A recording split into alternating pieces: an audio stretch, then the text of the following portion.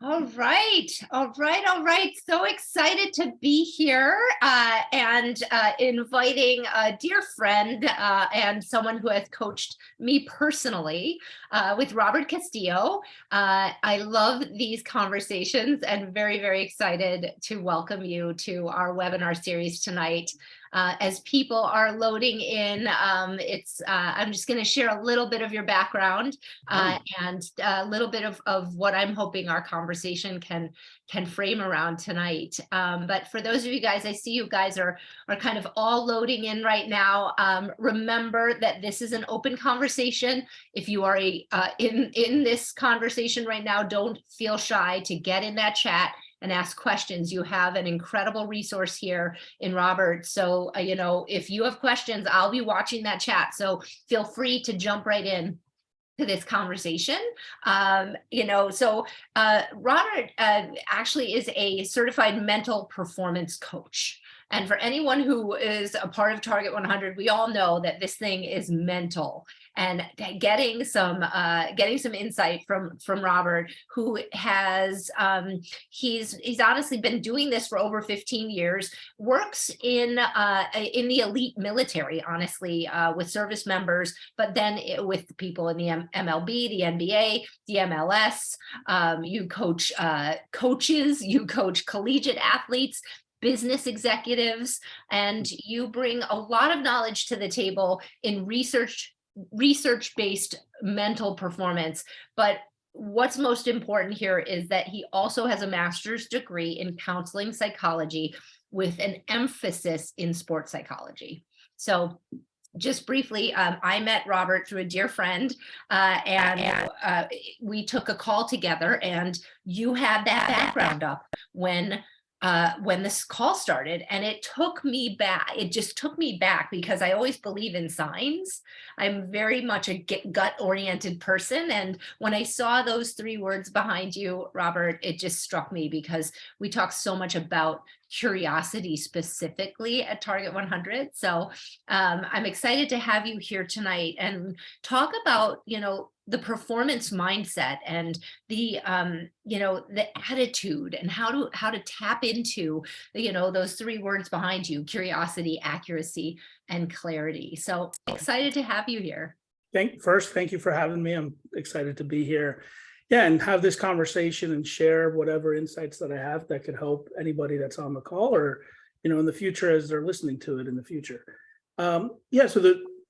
So to start off with, when my worldview, right? We all have our biases, and my bias is towards performance, right? So when I look at the world, I see things in the light of performance. And so what is a performance? Well, before we get into the mental side, it's just what is performance? So I always like to say that not everything is a performance, but anything could be, right? So as an example, I'm a dad, and so I view parenting as a performance, right? And I try to get better every single day. And some days are good days, and some days aren't so good days. And sometimes I'm succeeding, and sometimes I have big wins, sometimes I have small wins, right? Or sometimes I have losses. Mm. So, when we think about performance, really thinking about that desire for improvement, right? Which a lot of us say that we want to get better at things, but we're not always putting in the efforts. We're not being consistent, and what gets in the way is sometimes what's going on in between the years, right? You probably have heard, we're our own worst critic, right? In many cases we are, right? We beat ourselves up for missing one aspect of a goal that we had, and then that just ruins everything else that we have going on. So how do we stay focused, stay motivated, and really tap into our strengths and the things that make us great and help us achieve those goals and objectives that we have? I love this idea of performance. I want to just dig in a little bit more on how you think about it, right? I was writing this down. This is a desire for improvement. Yeah. And you think about not everything has to be a performance, but everything could be a performance. Yeah. That's such an interesting statement. Tell me more about what performance is. Yeah. So the way I define performance, there's a lot of things that, we can talk about, and people can have, add their examples to this or their criteria. But two fundamental criteria beyond just the desire for improvement is we have to be able to measure improvement, like whatever that means, right? And so sometimes you have objective data. So like when I work with athletes, a lot of times they have metrics and data, batting averages and, free throw percentages and things of that nature. So it makes it easier to determine if you're getting better or not. But many things in life, there isn't that objective data. It's much more subjective, right? Like what constitutes a good day versus a bad day, am I communicating better or am I not, right? And so regardless of that, we have to know where we are in relation to where we want to be. So if I'm starting here and it could be a big gap between where I am and where I want to be, it could be a small gap. Regardless of the gap, it can be very challenging to achieve, to fill in that gap, right? And so what are we filling in the gap with, right? That's where the mental skills come in, right? And the attitude and the mindset. So, to go back to the words that I have behind me and the words that really resonated with you, curiosity, accuracy, and clarity. So you mentioned I worked with the military. So I took a term from them, which is called a watchword. And so just so I can define that for everybody, a watchword is a word or a phrase that directs your attention and drives action. So one thing about sports psychology is that, the association that I'm certified through is the Applied Association of Applied, is the Association of Applied Sports Psychology. So this application piece is how do you take action with these mental skills? It's not just, let's talk about it and have theories and, which is great. I mean, there's benefits to having those conversations, but it's really about an application, right? How do we actually use these? So the watchwords are meant to drive action, right? And cause us to do something. So curiosity, I start there because we have to have some level of self-awareness. If we're talking about in relation to where I am to where I want to be, well, I have to think about that. Like, where is it that I want to go? And what do I want to achieve? What are the goals that I have? And then where am I in relation to that goal, right? And so curiosity, what gets in our way of being curious? Sometimes it could be very simple that we don't even know to look, and you think about from a health and wellness journey, right? I always, we talk about the fundamentals to performance are sleep, activity, nutrition, and relationships, right? Having those foundational pieces in place, but what gets in our way of even achieving those fundamentals? It could be stress. It could be, focus. It could be a mindset. It could be a story I'm telling myself about myself that's causing me to behave in a way, right? And so sometimes we'll get stuck in those narratives and we don't even know to look in a different location, right? Or a different spot or different area or different aspect of my life that could help me understand why I'm doing something or maybe not doing something. So that's one reason. Sometimes we're just blind, right? We just don't see it. Other times we know we should look someplace, but we're afraid to look. We're afraid of what we might find, right? And so sometimes we don't explore. And that could be, obviously, from a psychology perspective, there's things that happen, why we don't look someplace. But sometimes it's more of it doesn't have to be that deep. It could just be, I don't really want to admit that although I think this should be the thing I should work on, I really don't care that much, right? And so I don't want to admit that to myself, so I don't even bother looking at that aspect of myself and my goals, right? And so being able to be curious and be present with yourself and have the courage and the vulnerability to explore a little bit, right? So starting off with curiosity. Now, curiosity does not get us to action. Now I always joke around, like I'm self-aware that I should eat more vegetables. Does it mean that I actually eat those vegetables, right? So self-awareness is great, but it doesn't cause us to take action. And so even before we get to the action, which is where, to give this away a little bit, is the clarity piece, right? But before we get there is accuracy. So once we're curious, we want to build accuracy, right? And so, I think I've said this to you before in our conversations, is I don't have anything against positivity, but there's sometimes a big push to spin things and make everything great, right? There's a concept called toxic positivity, where we we just brush aside the negative things, and that doesn't let us deal with it, right? So sometimes we're operating from an inaccurate place, which is not how, the whole thing of, oh, I'll start tomorrow. It's not that big of a deal. I don't need to make it the worst thing in the world, but I got to acknowledge, like, hey, I need to make a change, right? Because if everything's great, why would I make any adjustments to what I'm doing? Yeah. Why aren't we accurate? So many reasons. There's a thing called the cognitive bias codex, which is like there's 1,000 different cognitive biases that we have. Some really common ones are confirmation bias, negativity bias. So we have these features of the brain that cause us potentially to misinformation, to misinterpret information, right? To be blinded to information, right? And so sometimes we're not seeing the world accurately. Sometimes we have our own narratives, as I mentioned earlier. So, I don't like this certain kind of food, or I'm not a weightlifter, or whatever the story I'm telling myself could cause me to be inaccurate in how I'm seeing myself. Mhm. And there are times that we're sometimes really hard on ourselves as our worst critic. And then other times we're inaccurate because we're seeing ourselves in a more positive light than we actually are. Right? There's research that says as soon as you start thinking about that goal of losing weight, and like you see yourself, achieving that beach body that you want, the brain starts processing it as though we already have achieved it. It's evidence to suggest that by just thinking that, which can be motivational, too much of that can cause us to be like, I already got it. So my brain already thinks I already did all the work to get there, and it can actually decrease motivation, right? Interesting. So curiosity, we want to build accuracy, right? Through the curiosity. And then once I'm accurate of where I am, what I need to work on, I can build clarity. And clarity is really around, clarity in my actions, clarity in my decisions, clarity in my communication, being able to be clear with myself, with the people around me, on what I need and what I need to be doing. I know that was a long-winded answer to get to talking about, performance and this idea of performance. Yeah, but it's super interesting that I think this is why I felt such a kinship to you right away, is that, that was for Target 100 and our courses and everything that we do. The data is there. Like, that's why we actually do the things we do.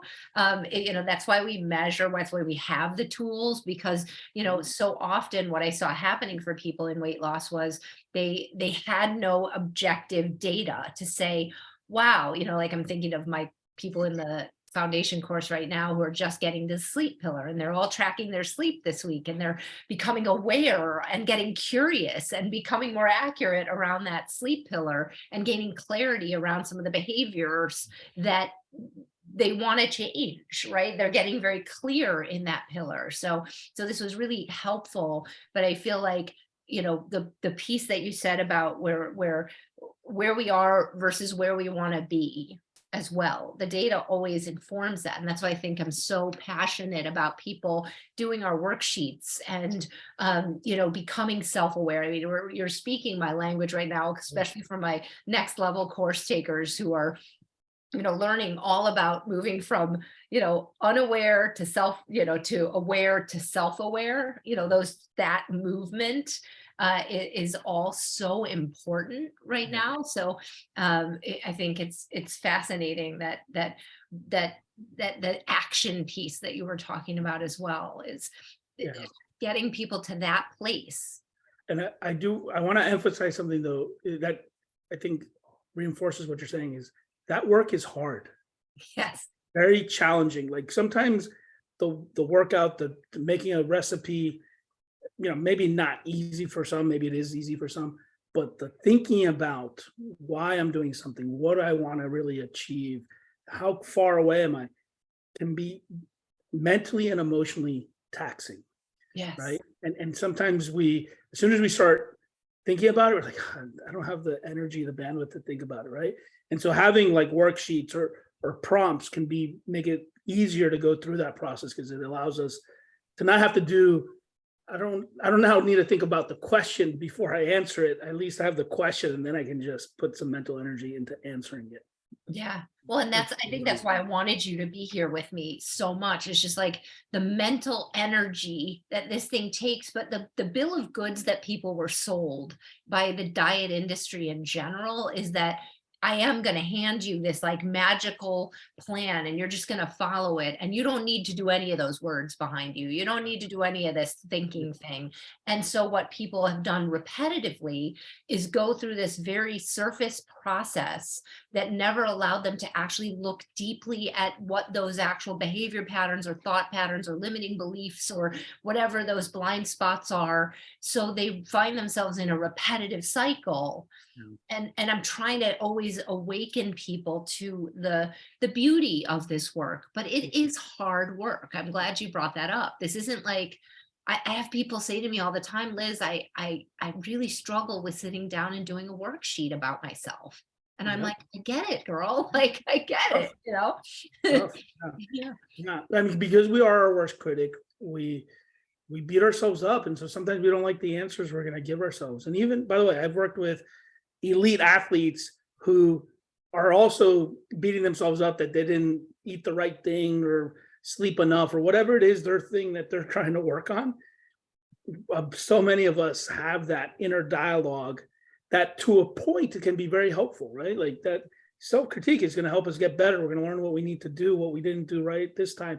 But sometimes we overdo it, and then we just, create this mindset that can create plateaus, can actually decrease motivation, and obviously move us away from our goals and achieving that performance. So much of listening to you I wrote the word balance down.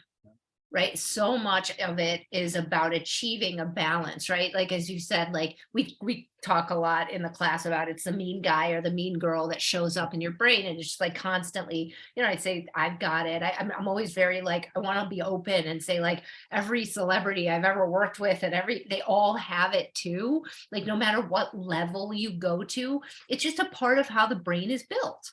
And it can be very helpful on some level, right? Like you're saying, it can be this thing we call a negative motivator and a positive motivator, right? And both of those have a place in your performance. Yeah. But if either one of them, and I'm from the positive story you just told to the negative story, if either one of them goes out of balance, we can have a lot of trouble. Correct. Yeah, because we're operating from inaccurate information, right? The one thing that you mentioned, like with all the data that we're gathering, it's hard numbers, right? It's hard to argue, right? Like, did I drink enough water? Did I get a certain amount of hours of sleep, right? What am I doing? What's impacting that, right? So once you have the data, then you start analyzing and understanding like why those things are what they are, right? Was it an attitude thing? Was it a time management thing? Was it some other aspect? Kids got sick and that threw my schedule out, out of whack, and now I wasn't able to follow through on some of the original plan for the day, right? Yeah, yeah. How do you that balance? And that other word that I wanted to toss out is flexibility, right? How can I adapt and adjust, right? One of the concepts that I teach quite a bit is from a Harvard professor, Susan David. She studied this idea of emotional agility. And so the ability, we can all, most of us understand what physical agility is, right? To get out of the way of an obstacle, over, around it, under it, through it, etc. Cognitive agility, many of us can understand what that is, where I was working on one thing and now I got to switch tasks and I got to do something else, right? And, we're driving down the street and there's a roadblock, and we can mentally understand, hey, I got to go a different way, I got to take a different route. But what gets us stuck oftentimes is not the physical aspect, it's not the cognitive. I can understand I got to make the move. It's the emotional trigger of like, that's going to take me another hour to get around this roadblock or whatever it is. It's going to make me late for something, and that's where I get stuck, right? And if you think about, now I give the benign example of a roadblock, but it could be a roadblock towards our health and wellness, right? And so I meant to do an hour workout, but I got stuck in that roadblock, and now I only have 30 minutes because I got to get home and make dinner and for the kids or for the family. And many of us will say, well, I couldn't do the whole workout, so I'm not going to do it at all. Yeah. Versus, let me have the emotional agility. Same way we would switch cognitively or physically, how can we do that emotionally, and understanding what are those things, the patterns that we have as it relates to our emotional responses. Yeah, I'm like, so like, I have like goosebumps of like, just, this is so important for people to understand. Like, and I love the physical, and then the cognitive, and now the emotional. I mean, I think that especially in weight loss, it is constantly what I see happening for people, is that they've become so emotionally invested here in ways that are unhelpful. Yeah. They're unhelpful, and often, like, we talk in the exercise pillar about, and that's what the entire exercise chapter is about, is emotional agility, Yeah. is literally being able to go through discomfort without negativity, and being able to manage your emotions, the emotion of not wanting to do it, of the emotion of being late for it, the emotion of being uncomfortable, the emotion of the brain saying, I just don't want to quit doing this right now. All of the emotions that come up. The exercise pillar is like this training ground for Yes. emotional agility. Yeah. And I just think this is, you can't state this enough, that becoming, and I was talking earlier today about cognitive agility, and I didn't have those words, so I thank you for this wonderful way to frame it. About how at the beginning of COVID, I found it so exhausting that we would go in Zoom rooms, because I was so used to working in office spaces where I had 5 to 10 minutes in between my Yeah. meetings. Whereas now, all of a sudden, with no practice, I'm going from one room directly without ever leaving my seat. I had to change into a different meeting with a different topic, with different people, all those components. And I said that was so exhausting. And now I find it like cognitively, I'm so agile. Like it's been also almost good. Right. But now you might get where if there is a delay, like, come on, we got to speed it up. Right? Totally. Where does this all going? Yeah. Yeah, But yeah. no, I think this is so wonderful. And I want to repeat, guys, if you have questions, I want you to be able to ask your questions, because Robert is a true gem, and someone who can really help you in this. So let's dig in on that, because I think emotional agility, when it comes to food and wellness, and what are the tools that you can employ for people? What do you deploy for Yeah. people, I guess, Yeah. is the word. So I'll start off with sharing one of my favorite phrases in working with soldiers and military service members is, you hear them often say, embrace the suck, right? Things are hard, just embrace the suck, right? And I love the phrase because there's a truth to it, right? It's just like, yeah, it's not going to be fun, right? There's going to aspects of it that we're going to do, of the things we're doing that aren't fun, like exercise or, some other behavior change, right? That we're trying to, it's not going to be fun. The question is how, right? Which is what you're asking, is how do you embrace the suck, right? And so there's multiple ways, right? There's different focus techniques, right? Like, what am I focusing on? I'll share an example of a story, the personal story that happened to me. So I have this alter ego that when I was an athlete, I used to say I'm the master of disaster, right? That was kind of alter ego. When I was a collegiate soccer player, and I would use that, but I've carried that over in many aspects of my life. And before I started this call, I reminded myself I'm the master of disaster, right? But so my wife and I were doing CrossFit. This is about 15 years ago, and I've had a lot of knee surgery, so I'm a little out of shape. I haven't run a lot, and so my wife knows this, right? That I am the master of disaster, and so I'm the last one to finish. Everybody crowds around. There's some level of emotional triggering, like everybody's crowding around and cheering me on. It's all positive, right? But it felt a lot of pressure, like, because everybody's counting my reps, and my wife gets behind me and she's like, "You're the master of disaster." And I was like, "No, I'm not right now." And the way I was embracing the suck in the moment was one step up, one step down, because I was doing step ups, right? Yeah, And yeah. just focused my attention on the task. Okay. So what do I just need to do? So that's a strategy, is just to focus in on what am I doing? Now, there are other times that reminder of I'm the master disaster would have been very helpful. So there's motivational self-talk.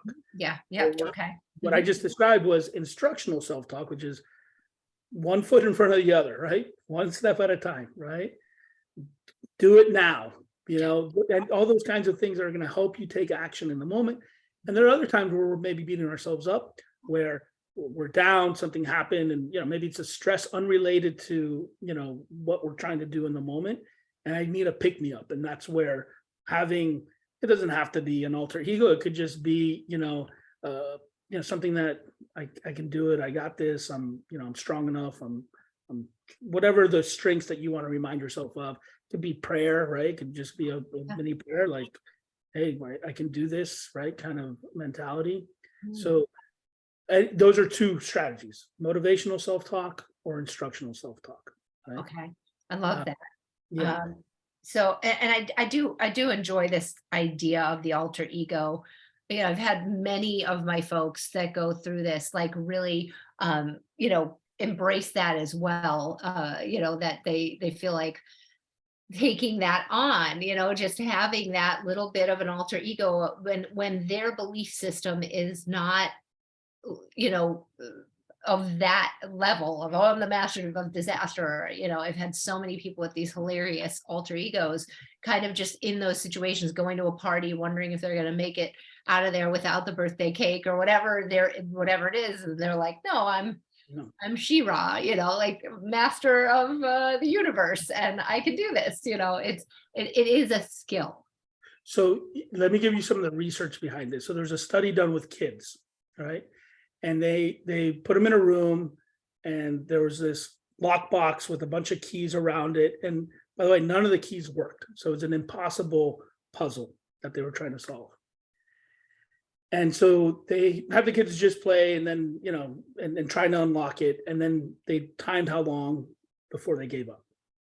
And then they had the same group of kids identify which superhero they wanted to be. And then they put them back in the room and they had them work on it. And they worked, I'm forgetting the exact percentage, but, pretty large, significant percentage longer on the puzzle when they were in their superhero mode. And when you ask them why, so why didn't you give up? Or why'd you, try for so long? Well, man doesn't give up. Superman doesn't give up. They took on the characteristics and the attributes of this fictional character and applied that to a real world setting. Yeah. Right. And so, yes, we're talking about kids, but that's true across the board, right? Like, I've worked with Air Force pilots that picture themselves as the character from, from Independence Day or from Top Gun, right? And just to embody some of that confidence and focus, right?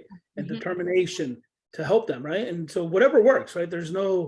We don't have to be a superhero. We can just be an idealized version of ourselves, right? Yeah. I'm awesome Robert, right? And that's what I'm going to go into this situation with. But just knowing that our brains that can be that powerful to just visualize something, and then we can take on some of those characteristics and attributes. I love it. I love research and science-backed anything, right? It's so important that we know that this is like a real thing. It helps us. But I encourage everyone to have an alter ego or that idealized vision of themselves, I even have that, like, I have this like vision of myself as a kid. And I was just one of these just like high energy kids that like never quit and was stubborn. And like, I go back to that as, even in my business now, as I build it, when I run up against roadblocks, I'm like, no, I know exactly what that little kid would have done, is like, never give up, never give up. No. Well, that's where Master Disaster comes from. I was a wrestling fan as a kid. I had two older brothers, and we watched WWE, Hulk Hogan. I don't know who's watching. Of course. But I since I was the youngest and I was smaller than my two older brothers, I felt like I couldn't just be Robert Castillo. Yeah. I had to like build myself up. And so I at 10 years old, came up with the master of disaster, and I would run into the ring, which was my parents' bedroom, and with Rocky music playing in the background, I had the tiger, and I was the master of disaster. And then I remember what that felt like. So when I played more competitive soccer, I used to take athletic tape and put MOD on my shoes. And the other alter ego that I liked, I wouldn't necessarily think I was him, but I admired him a lot growing up, which was Bruce Lee. So I put Lee on one shoe and then MOD. And as I was playing, whenever I felt like I needed a little pick me up, I could just look down on my shoes and have that visual cue to remind me, like, okay, maybe we got scored on. I got this, right? Yeah. Maybe Yeah. we just scored a goal. Let me stay focused, because that's what Bruce Lee would do. He wouldn't celebrate his wins for too long, right? And so Yeah. reminding myself. And so the key of all of this, just from if we were wanting to create our own alter ego, is one is think about the characteristics of people you admire, people you respect. So if we're talking about a health and wellness journey, who do we admire? Who would we like to be like? Whether this is a fictional person, a made up person, or maybe from a movie or something, or maybe it's just somebody that we know that we were like, wow, they really have it going on in their health and wellness. And then not just about them, but what are the characteristics that you think help them live that healthy lifestyle? And then that's where we start creating our persona based off of those characteristics. The things that matter to us, we start trying to embody, live. And when we're behaving, then I can just ask myself, what would so-and-so do, right? What would Master Disaster do in this situation? Well, and you've said it a lot, but like it comes to the triggering of these things, because the brain always wants to go into that sleep mode, right? It constantly wants to be in a mode of like, let me just stay the same. Let me not be the master of disaster. Let me just sit on the couch and watch another episode of whatever, right? Like, and it works really, like you said, it's hard work, right, to pull it out of sleep mode. And many have written down, you said use watchwords, create these triggers. I mean, we're not going to remember this stuff, right? Until we practice this stuff. So I'm always all about the triggers. If you need to use Post-it notes, you guys, if you need to like put something on your mirror in the morning that you look at it says, I'm the master of disaster, or whatever that is, I think it's really important to understand that everything we're talking about is not your way of being and acting right now. Right? Like, and this isn't going to just like occur for you. Either. So it takes that, it takes the action that you were talking about, for me is, okay, definitely create some triggers so that you start to behave and act this way, or use these tools. Otherwise they sit on the shelf because the brain doesn't want us to change. Correct. Yeah, absolutely. Yeah. And you said Post-it notes. I mean, now the beauty of technology, right? Liz, and starting to work with Liz, I got the water bottle, and it lighting up, notifications on my phone reminds me to drink water, right? And then having a target, and then having, that's the beauty of your program is, accountability. Now I'm not just thinking about, I don't want to just let myself down, I want to let my team down, right? And so you apply all those things. So there's different ways to notify, definitely leverage technology when possible. I always like to talk about like bookending the day. So setting intentions at the beginning of the day, checking in at the end of the day to see how things went, prep for the next day. I mean, we use cues all the time, right? I mean, we're just not always aware of what those are, right? And sometimes we're using them purposefully. Sometimes cues are happening to us, right? In the world. And what we would like, so the example I was to give, I'm not in the medical field, but if I was around a body that was somebody, is passed out and somebody yells clear, I know enough from watching enough ER and all these hospital shows to step away, right? That word clear has such a direct, actionable, step to it. Clear, remove your hands, right? Step away. We would want cues to have that same powerful. If I say, whatever it is, relax, focus, that it's causing me to have a similar reaction where I do something based off of that cue. So, but you're right, it takes practice, it takes consistency in applying that. And so that book ending the day really can set the tone for what we're trying to do. I love this. I think I was just thinking, like, I've never done that personally. Like, Yeah. just like setting an intention in the morning and then checking in. That's the one that got me when you said checking in. I just climb in bed and like try to fall asleep. Like, I could take 2 minutes to scan through, like, and just check in with everything that happened through the day and how it went. Yeah. Like, Yeah. We talk about, I do this from a performance perspective, but you can do it at the end of the day as well, which is if we're viewing the day as a performance. I call it the 1 up, 1 down, right? And I took this from a sports psychology friend of mine. What's one thing that went well? What's one thing that we could do better tomorrow, right? And so we don't have to do this long list of detailing everything. Just give myself a quick glance on things that I want to make sure I'm continuing to do, and then things where I can make some adjustments. They don't even have to be failures. It could just be, I want to do this better. I want to be more consistent with this or this other thing. nice. I love it. So 1 up, 1 down. Yeah. I want to return to the embrace the suck Yeah. for a second.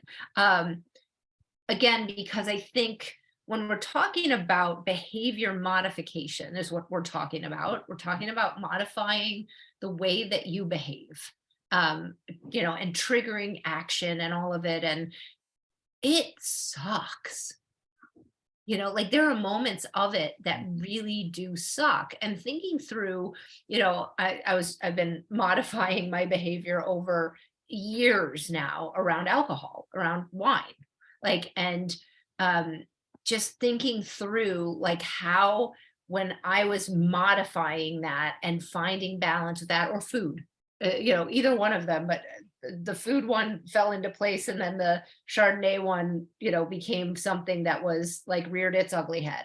And, moving that out after having created habitual patterns around it was so emotionally sucky. There were so many moods that happen, right? And I think this happens with people as they are navigating behavior change in any aspect, right? If they're trying to trigger a new exercise routine, and just waking up earlier, and like the pain of being in physical pain, and you can associate it with anything, but embracing that suckiness. I think I wish I would have had that mindset, that mindset of embracing this.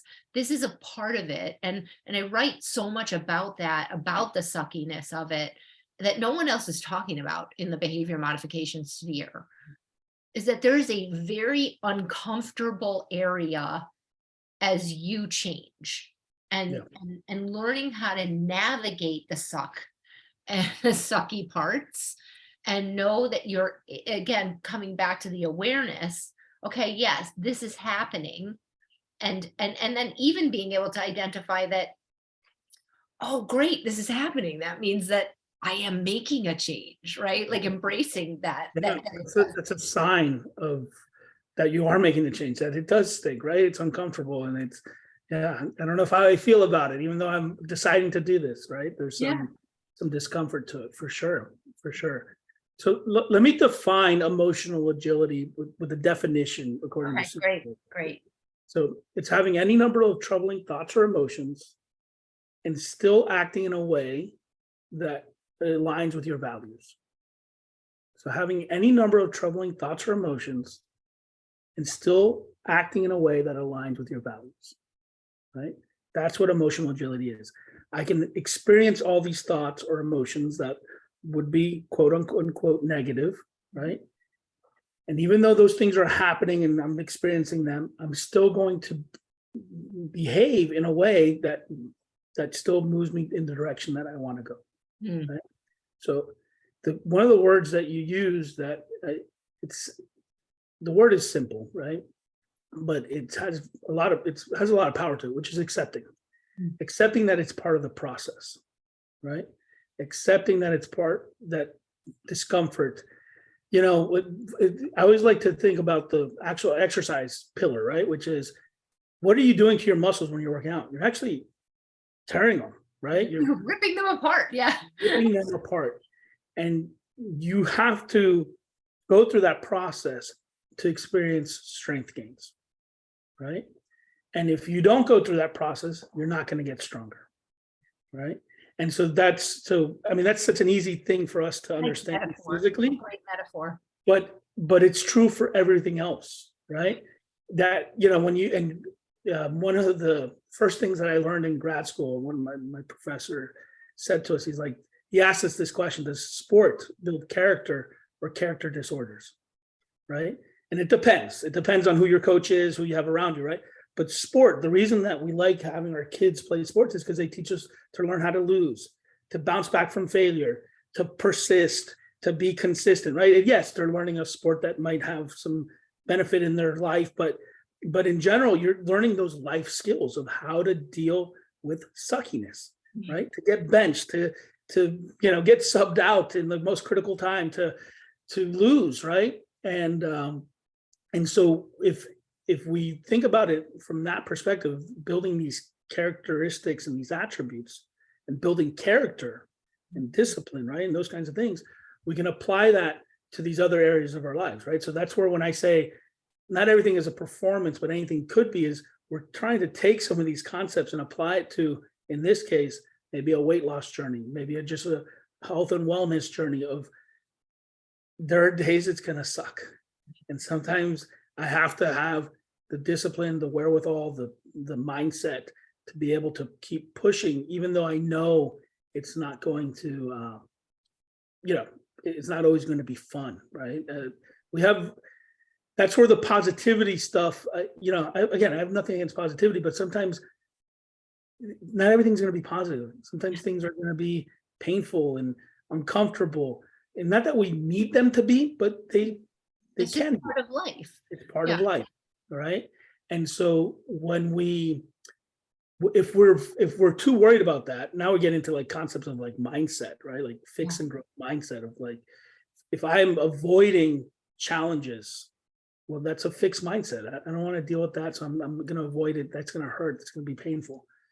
Well, we're not going to do much if we're going to plateau very quickly. So embrace those and accepting that that's the fact.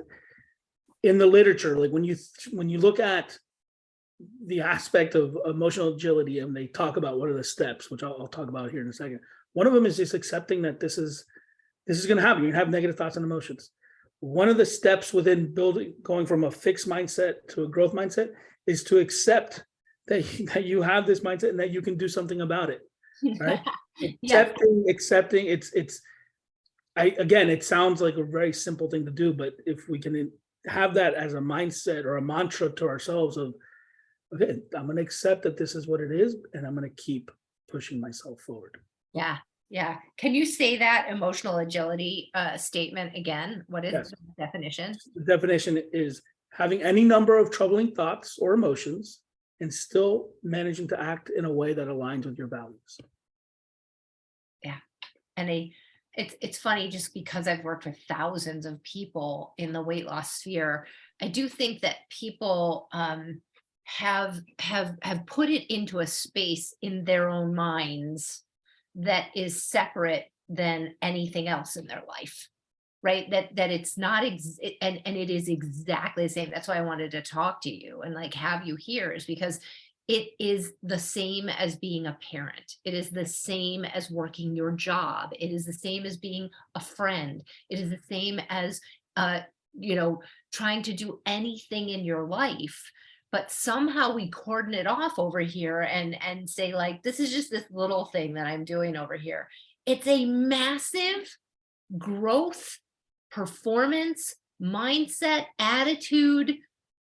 It's a massive, you're talking about your entire identity, physically, mentally, and emotionally. And we underplay it so hard. And that's where I think people really fall off the wagon, because they don't give it the reverence that it's due, of like how much you're doing to be in this.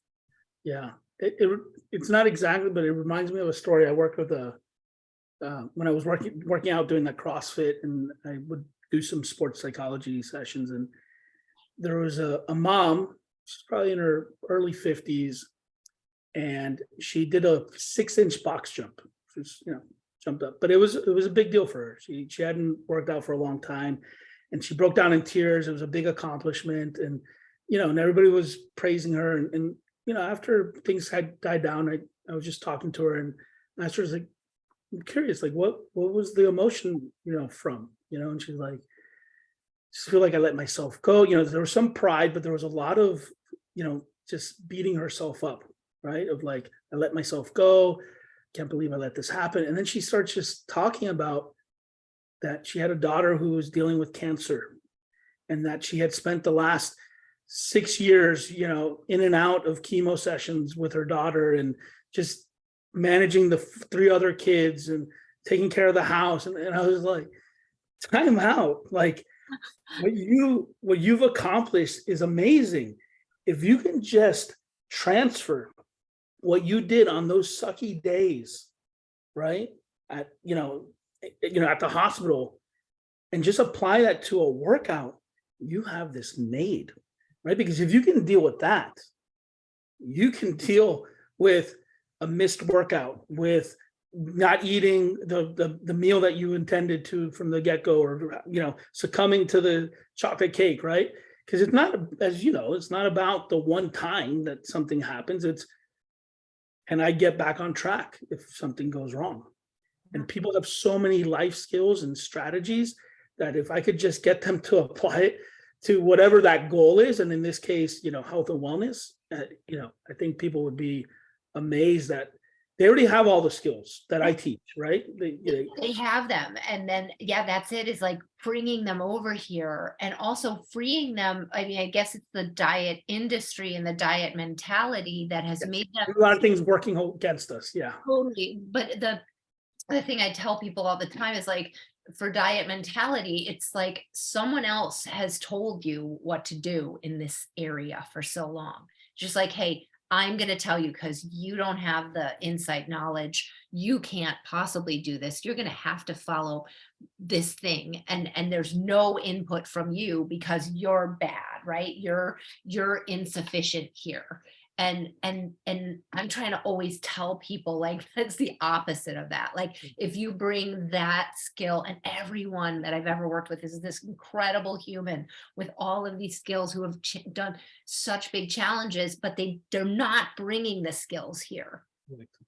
You're right. They leave it at the door. They don't think it applies. I mean, that as a coach, as a one-on-one coach, it's, when I'm able to help connect the dots, it's a lot less work for me, because now you already have your routine, you have your mindset, you have your attitude. If you can, but just by asking the question of how have you done it over here, sometimes people can start bringing it into this other area of their life. Yeah. Yeah. The one thing that, just to give a quick tip around this, you mentioned, we have all these, this industry is really putting in narratives in people's heads, and this is the way things should be, right? And if we're talking to ourselves, we can easily convince ourselves of almost anything, right? And you see that people do that all the time. They're like, I need to follow this program, and then that we give that a week, and like, no, now I need to follow this program, right? However, talking to other people, right, we would probably say some different things to people, right? Like, we would advise them differently because it's not ourselves. We might be more cautious, more compassionate, more empathic, right? So one of the tips is talk to ourselves as though we're talking to somebody else. So talk to ourselves in the third person, right? And so, Liz, this is what you should do, right? Robert, this is what you should do. And just taking that different approach to talking to ourselves can give us some space to think about things in a slightly way. I haven't said this, but the big thing that I'm trying to do when I'm working with people is create space between stimulus and response. That's a foundational principle in psychology, right? There's something that happens, and then there's behaviors or consequences to the activating event, right? But a lot of times those things are together: activating event and reaction or behavior, right? Yeah. If we can create a little bit of space, so instead of me changing what I want to do, is what am I going to do in between again? So that's where that internal, that third person self-talk of, hey, if I was going to explain this to somebody else, what would I tell them to do? Would I tell them to jump right in? Would I tell them to, think about it. Would I, you know, how would I guide them to get through this obstacle, overcome this challenge? But we can do that for ourselves. Sometimes we have coaches that can do that for us, but other times we can do that for ourselves. Yeah. And it is that skill, and then the consistency of doing it reminds you makes you kind of act that way in the moment. Like I know I've gotten better and better and better at being able to step out, and I often imagine that I'm talking to one of my sons, like how would I counsel them in this exact moment, like, and all of a sudden I'm talking to myself, often out loud, honestly, uh, uh, and coaching myself, or counseling myself almost in a way that is so much more effective than anything that was going on in here. So I think that getting yourself out of this habitual patterning of just kind of believing everything that goes on in here, it's almost all wrong. I call it the broken supercomputer. It's all, kind of like negative self-talk and lack of change and lack of desire to step outside of yourself and outside of the box. Yeah, and there's some neurological reasons that's happening. Right? Is the brain's primary job is to keep us alive, and there's benefits, right? So we talk about that inner critic. There's benefits to keeping us safe, right? So if I'm avoiding things, that's keeping me safe. So I avoid change. I avoid doing this thing that could physically make me sore, right? I could avoid that food that, yeah, it looks healthy, or people say it's healthy, but it smells a little off, and my brain's like that smell could be a danger, right? Yeah. And so when we think about it from that perspective, some of our behaviors can make more sense, right? Yeah. Doesn't mean that it's what we should do, but we can at least understand why we're doing something or not doing something. Is that the brain's job is to keep us alive. Yeah. And so the way we fight those biases is through a lot of communication with ourselves, asking ourselves questions, fighting those biases. What evidence do I have for this? What evidence do I have against this? Why do I believe this? What's the trigger? What's the thing that happened in my life that caused me to believe this, right? I've had 5 knee surgeries as a soccer player. I've had 10 knee injuries. And from probably about 23 to about 30, I would tell people that I couldn't run. That was not a true statement. It was hard to run. It hurt to run. I was slow. I couldn't run for very long. So though that's accurate. But the narrative that I had was, and if you would have seen me to run in rain, because that was the only time that I ran, like I was 25 years old, and you would look at me like I was a 90-year-old, man, right? And I would limp, and it was all psychological, and it was because I had built this narrative, and I would find a way to bring it up in conversation, weirdly, Yeah. right? Yeah. And then it became that self-fulfilling prophecy. Though Yeah. I began to tell myself that, began to tell other people that, and then it became true, right? Until one day, I don't know what it was, but I read, and I was like, well, that wasn't very good, right? I can accurately evaluate without beating myself up. It wasn't good, but I did it, right? And now I know I can run. Doesn't mean I like it. Doesn't mean that that I'm going to go and try to run the Olympics, in the Olympics, but I can do it. And that narrative, and this, I was already a sports psychology consultant at this point. Yeah.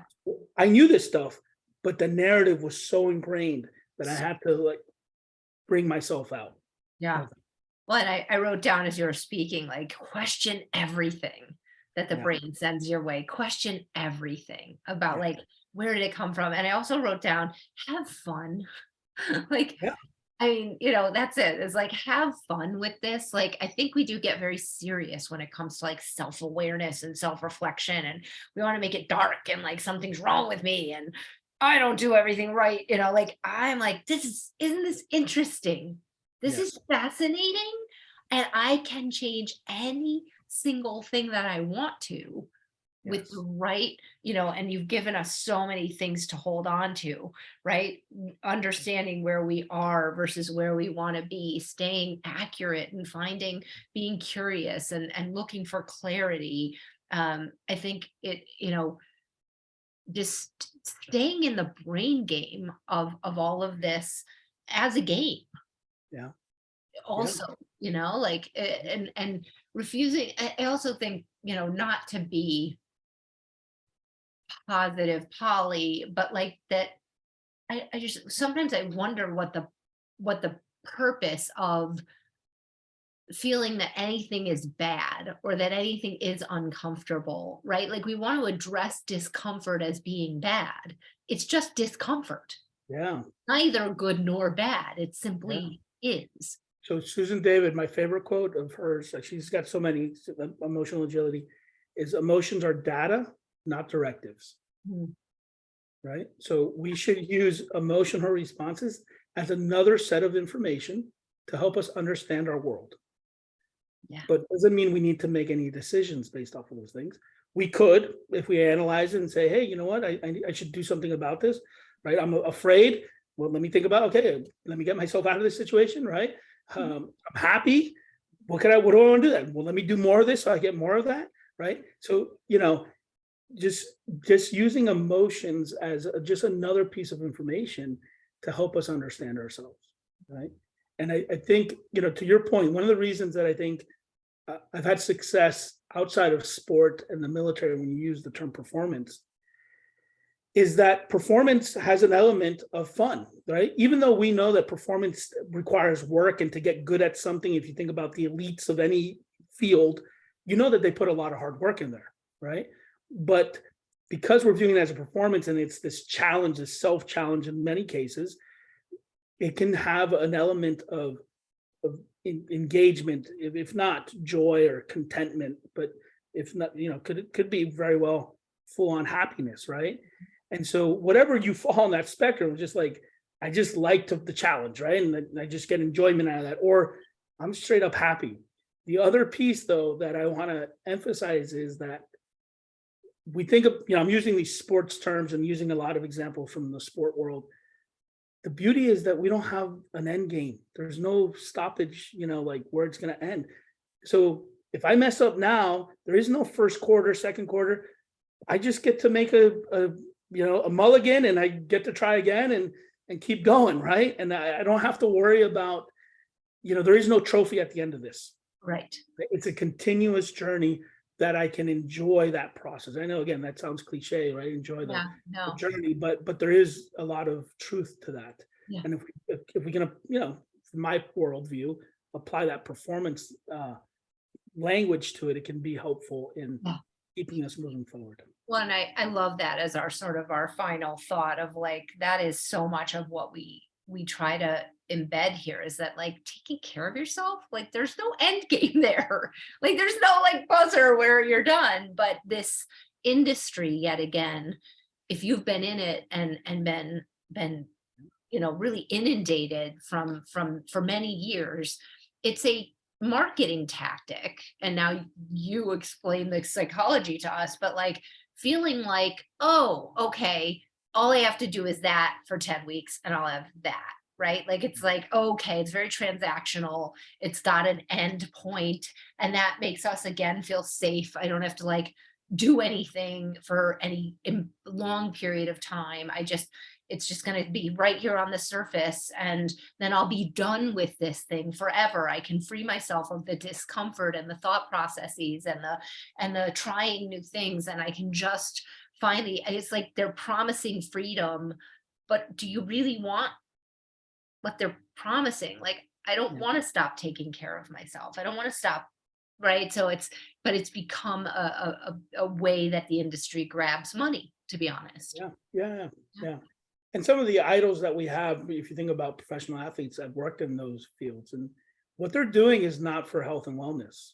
What they're doing is for performance. And you see the big giant linebackers, you see, even the basketball players that maybe are more thin and muscular and those kinds of things, they're beating up their bodies, right? And you look at these individuals in their 60s and 70s, and they're struggling, right? I mean, was it worth it to them? That's up to them. And I'm not knocking anybody that does it, but recognize that some of these things that we're being fed, right, in terms of images of what it means to be fit and healthy, aren't necessarily fit and healthy, right? So we got to find what makes sense for us, what helps us achieve our goals, help live that idealized version of ourselves. What do we want in our lives? And then be really deliberate about going after those things. Yeah. And that's Well, going to this be is different for each amazing. of us. I just want to, thank you for so many great little, things that I wrote down here. So hopefully that will take away from this the emotional agility idea, emotions as data, right? Embracing the suck. Find your alter ego, guys, and enjoy it.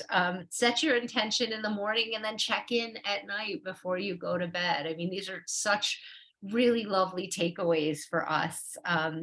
Focusing on the task at hand, and then, that motivational self-talk piece, talking to yourself the way you would someone else, Yeah. if you can. So this has really, really been an awesome conversation, and I thank you for being a part of our community and for coming in tonight and sharing your brilliance with us. Thank you for having me.